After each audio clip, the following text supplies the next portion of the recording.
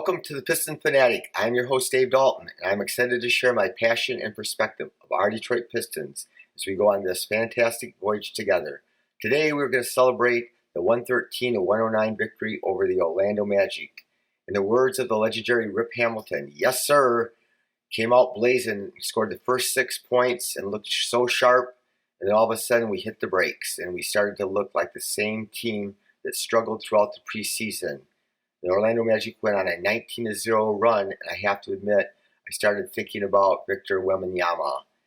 Well, then the Pistons brought in the second unit with Corey Joseph and Jalen Duren and Killian Hayes, and they kind of righted the ship a little bit. Corey Joseph hit a couple big threes, even though I'm not a big Corey Joseph fan and hope that he doesn't play tons of minutes, but he did solidify our team. And when the first unit came back in, we were off to the races. It was an exciting game to watch, especially when you consider all our young talent started playing the way that we hoped that they would.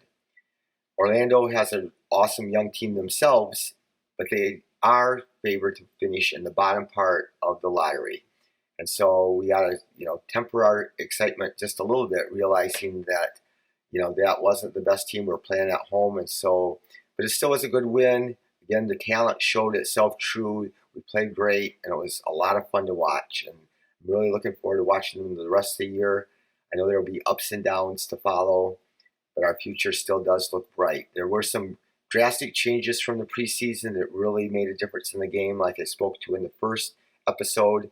We only had 12 turnovers last night, and that is going to be a big gauge for how our team plays. If we can keep those turnovers, like Coach Casey says, under 15, we're going to be in the game. Another thing that happened last night was we only got outscored by like 8 points in the paint. So that was a drastic change where we were averaging getting outscored by 25 points a game in the paint in the preseason.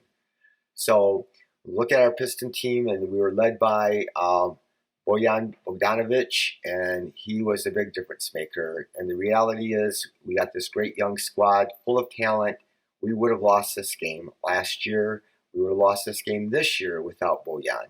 He scored 24 points, and he shot the ball really well, and he certainly calmed the team. At one stretch in the second half, Orlando had gone a 9-0 run, and then Bojan hit back-to-back threes and got us right back and steadied the ship, and we were back on course. So he's a big difference maker. You can just see him out there talking to players and coaches and calming everybody down, and also teaching as he's out there playing.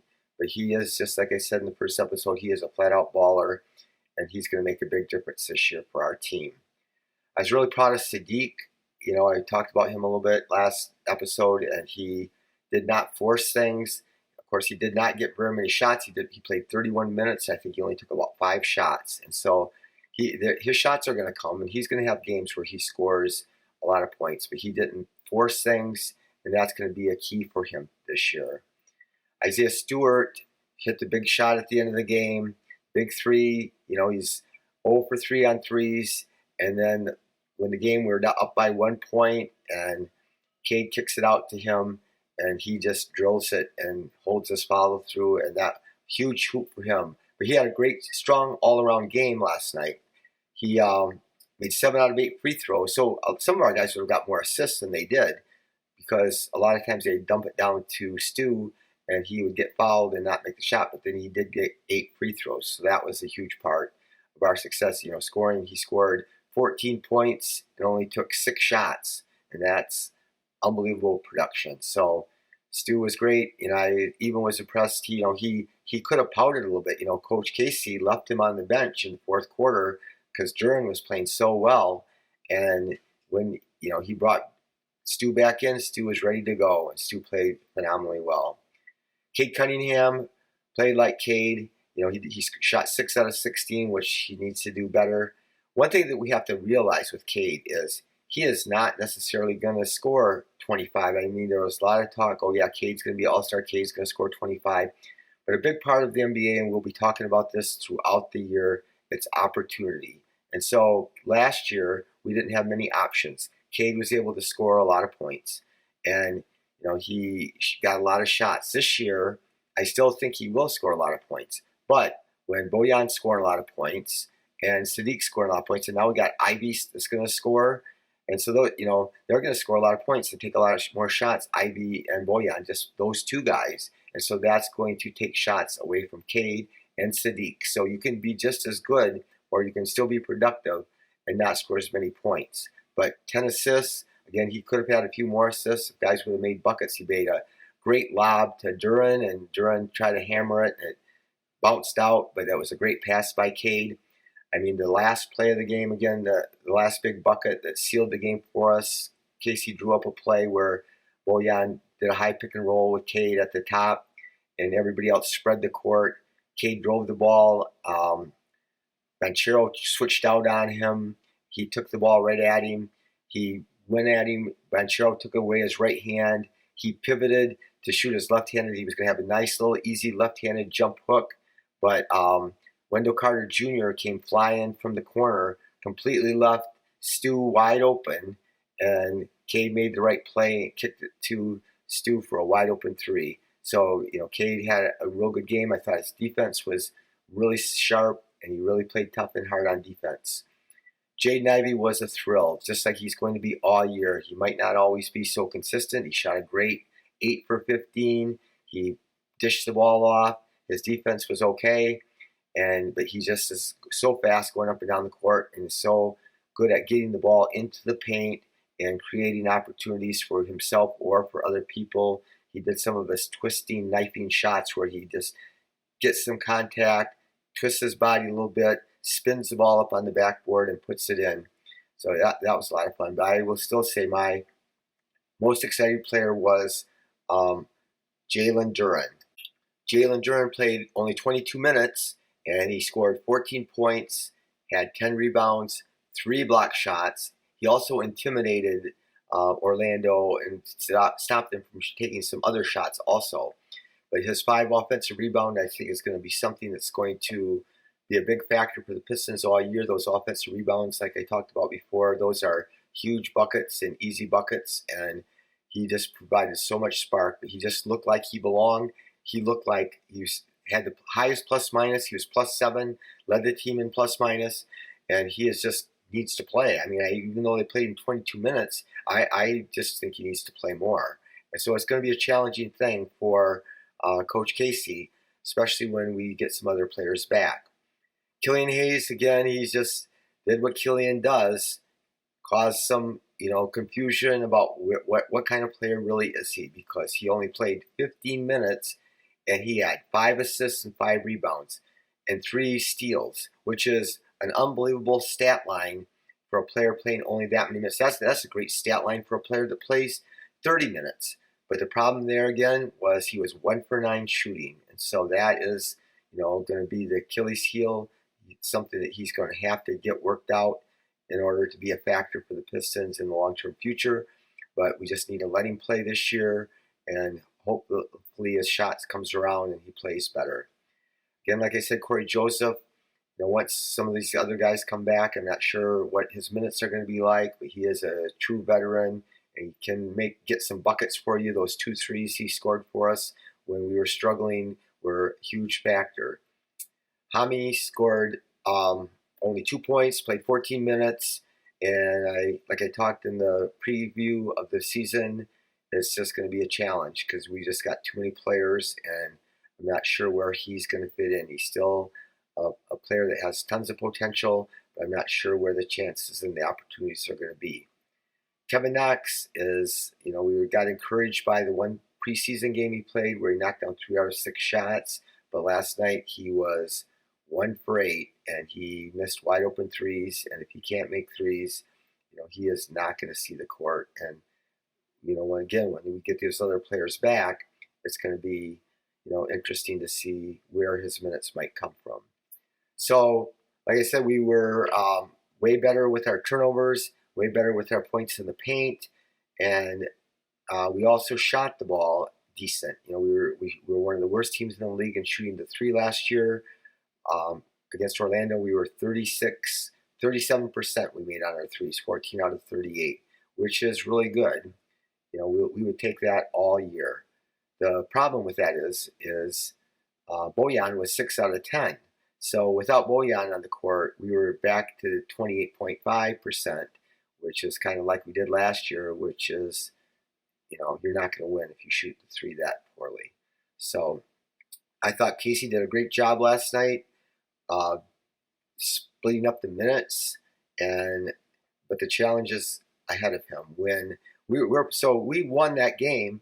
I think it's as a good Orlando team. They're young and inexperienced, but they have lots of talent, and they have a few players on their team like Wendell Carter that he's a really good player. I think most people in the league don't know how good Wendell Carter is, but he was really, really good last year, and he's going to help them. Jalen Suggs was not supposed to start last night, and I really liked him coming out of Gonzaga, but he struggled really bad last year, and he shot poorly last year. He shot 36% from the floor and 21% on threes.